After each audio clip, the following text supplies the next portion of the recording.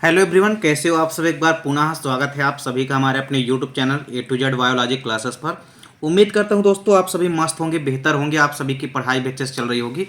आज की इस वीडियो में यहाँ पे हम देखेंगे क्लास 12 बायोलॉजी एनसीईआरटी 2 अंक वाले महत्वपूर्ण वीडियो आज की इस वीडियो में हम देखने वाले हैं। और इसके पहले भी हमने आपको 5 से 6 वीडियो 2 अंक वाली इंपॉर्टेंट क्वेश्चन आंसर की प्रोवाइड करा दी है। अभी तक आप यदि नहीं देखें तो आप हमारे चैनल के प्लेलिस्ट में जा करके देख सकते हैं, वहां क्रमशः आपको वीडियो मिल जाएगी। तो चलिए सीधे आज की वीडियो को स्टार्ट करते हैं। पहला क्वेश्चन है, परजीवी जीवाणु क्या होते हैं, यानी ट्रांसजेनिक बैक्टीरिया क्या होते हैं। इनको उदाहरण सहित समझाने के लिए 2 नंबर में ये क्वेश्चन आपके पूछा जा सकता है। तो देखिए, परजीवी जीवाणु यानी कि ट्रांसजेनिक बैक्टीरिया क्या होते हैं।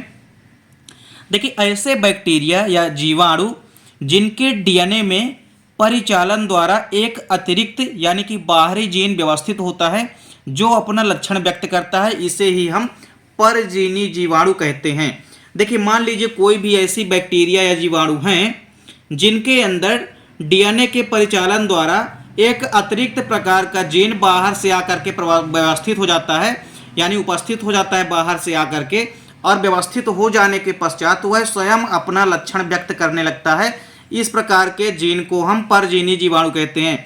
मतलब कोई ऐसा बैक्टीरिया है जिनके डीएनए में परिचालन होगा और उनमें एक अतिरिक्त बाहरी जीन जो है आकर के व्यवस्थित हो जाएगा, जिस प्रकार से वो अपना लक्षण जो है व्यक्त करने लगता है, और इस प्रकार इसे हम परजीवी जीवाणु कहते हैं।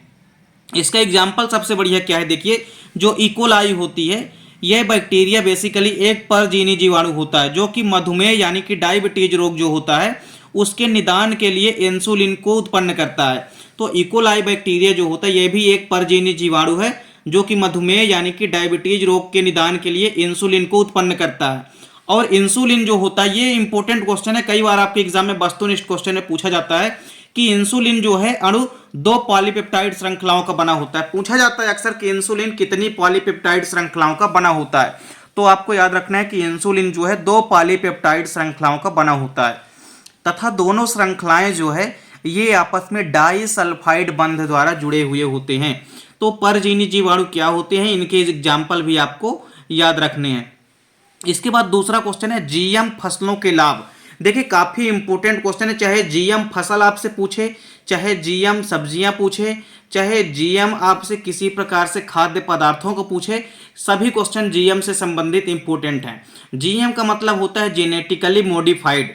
अब देखिए, इसमें सबसे पहले तो क्वेश्चन अक्सर ये बनता है कि जीएमओ जेनेटिक मॉडिफाइड ऑर्गेनिज्म जो है, जीएमओ का पूरा नाम होता है। तो सबसे पहले तो जीएमओ का पूरा नाम आपसे पता होना चाहिए।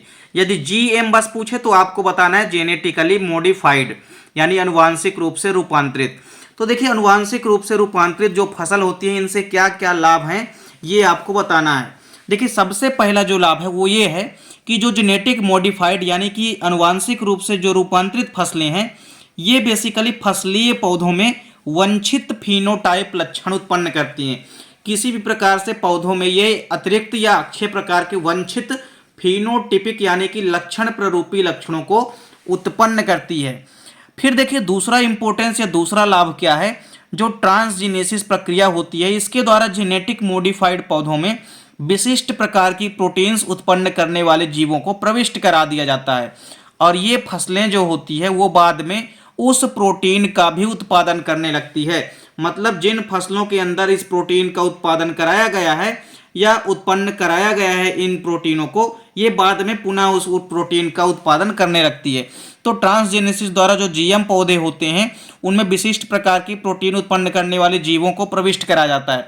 अब जब हम प्रोटीन उत्पन्न करने वाले जीवों को प्रविष्ट करा देते हैं जीएम पौधों में, तो वो पौधे बाद में पुनः उस प्रोटीन का उत्पादन या प्रोडक्शन करने लगते हैं।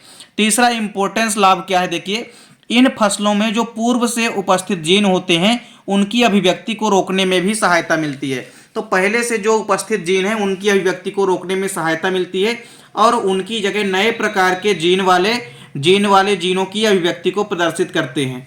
तो इस प्रकार से यहाँ पे तीनों जो लाभ हैं जेनेटिक मॉडिफाइड फसलों के, ये आपको तैयार कर लेना है। अगला क्वेश्चन है, टीआई प्लाज्मिड क्या होता है।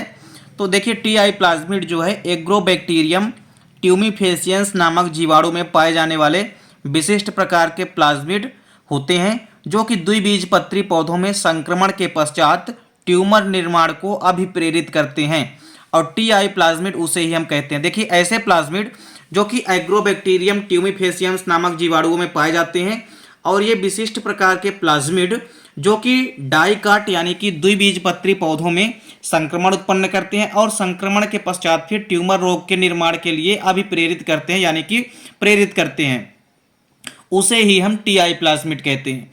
और यह जीन अभिव्यक्ति में वाहक का भी कार्य करते हैं।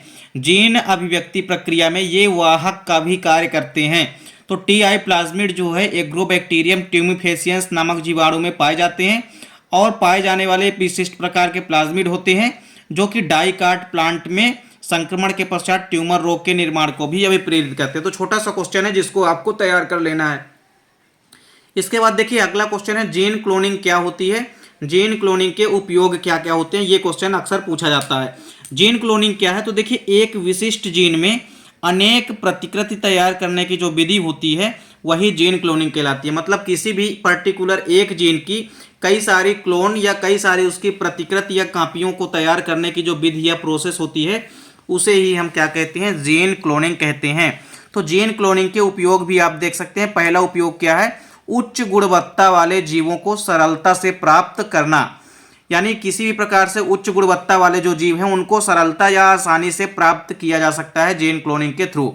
दूसरा देखिए उपयोग क्या है कि विलुप्त हो रहे पादपों एवं जंतुओं को संरक्षित भी किया जा सकता है, क्योंकि उस प्रकार के जीनों का समावेश करा करके उस प्रकार के जीवों को बनाया भी जा सकता है।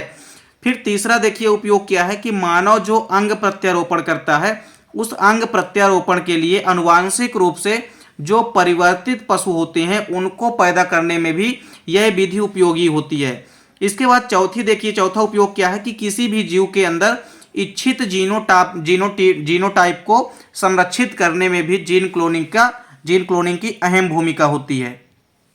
फिर इसके बाद देखिए ट्रांसजीन क्या होते हैं, तो ऐसे जीन जिनकी कृत्रिम रूप से किसी दूसरे जीव के जीनोम में जोड़ दिया जाता है, ऐसे जीन को हम ट्रांसजीन कहते हैं, तथा ऐसे जीवों को हम ट्रांसजेनिक जीव या आनुवांशिक रूप से रूपांतरित जीव कहते हैं।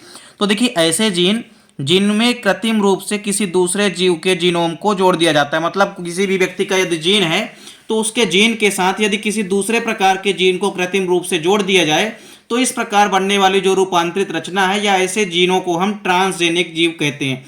तो ऐसे जीन को हम ट्रांसजीन कहते हैं, तथा ऐसे जीवों को जिनमें कि दूसरे प्रकार के जीनों का समावेश करा दिया गया है और फिर ऐसे जो बने जीव हैं उनको हम ट्रांसजेनिक जीव कहते हैं। इसके बाद अगला क्वेश्चन है डीएनए लाइगेज के ऊपर कभी कभी क्वेश्चन पूछा जाता है। तो डीएनए लाइगेज आपको याद रखना है। डीएनए लाइगेज होता क्या है, तो आपको याद रखना है डीएनए लाइगेज यह एक विशिष्ट प्रकार का एंजाइम होता है जो कि दो डीएनए खंडों को आपस में जोड़ने का काम करता है। अर्थात डीएनए के यदि दो खंड आपस में अलग अलग हैं तो उन खंडों को टूटे खंडों को आपस में जोड़ने का काम कौन करता है, डीएनए लाइगेज एंजाइम करता है। इसके बाद देखिए एक आखिरी क्वेश्चन है स्पाइरुलिना का आर्थिक महत्व क्या है।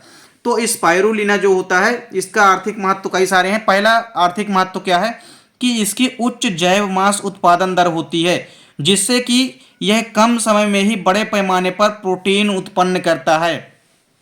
तो पहली चीज तो आपको याद रखना है कि ज्यादा मात्रा में यह बड़े पैमाने पर प्रोटीन उत्पन्न करने का काम स्पाइरुलिना करता है। इसके बाद दूसरा इंपॉर्टेंस क्या है, यह बहुत ही कम समय में औद्योगिक स्तर पर उगाया जा सकता है। इसको इंडस्ट्रियल स्तर पर या इंडस्ट्रियल लेवल पर कई सारी अधिक मात्रा में या बहुत ही कम समय में उगाया जा सकता है। तीसरा इंपॉर्टेंस देखिए क्या है, यह आलू संसाधन संयंत्र के अपशिष्ट पर घास फूस या खरपतवार या इसके अलावा पशु खाद यहाँ तक कि वंचित या वहित मलमूत्र पर भी आसानी से उगाया जा सकता है। तो यहाँ पे आपको ध्यान में रखना है कि स्पाइरुलिना को हम इसको विशिष्ट प्रकार की घास फूसों में या खरपतवारों में या किसी प्रकार से पशु खाद्य एवं यहाँ तक कि मल मूत्र में भी आसानी से इनको उगाया जा सकता है। मतलब ऐसे स्थानों पर जहाँ मल मूत्र होगा वहाँ पर भी इनको आसानी से उगाया जा सकता है। तो यहाँ पे देखिए जितने भी इंपॉर्टेंट प्रश्न 2 अंकों वाले और उनके उत्तर, उम्मीद करता हूँ दोस्तों वीडियो पसंद आई होगी। दोस्तों वीडियो अच्छी लगे तो लाइक और कमेंट जरूर कीजिए। साथ ही साथ दोस्तों के बीच ज़्यादा से ज़्यादा वीडियो को शेयर कीजिए। चैनल पे यदि नए हैं तो चैनल को सब्सक्राइब अवश्य कर लें। और यदि आपको किसी भी टॉपिक पे यदि कोई प्रॉब्लम है तो आप उस टॉपिक का नाम कमेंट बॉक्स में बता सकते हैं, हम उस टॉपिक की वीडियो आपको प्रोवाइड कराएंगे। उम्मीद करता हूं दोस्तों वीडियो पसंद आई होगी। मिलते हैं दोस्तों नेक्स्ट वीडियो में, तब तक के लिए जय हिंद, वंदे मातरम।